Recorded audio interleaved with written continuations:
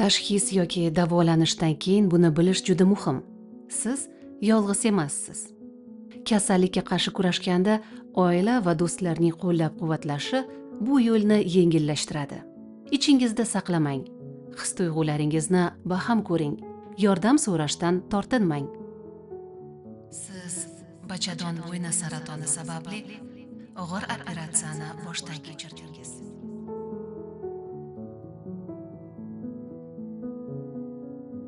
Psixologik yordam o'zgarishlarni qabul qilishga, o'ziga ishonchni qaytarishga va o'zini to'liq va sevimli inson sifatida his qilishga yordam beradi. Ilk tashxis, davolash va oilaning qo'llab-quvvatlashi. Bularning barchasi kasallikni yengish va hayotni davom ettirishga yordam beradi. Yordam so'rang, yordam bor. O'zingizga g'amxo'rlik qiling, mutaxassislarga murojaat qiling, yaqinlaringiz qo'llab-quvvatlashini qabul qiling.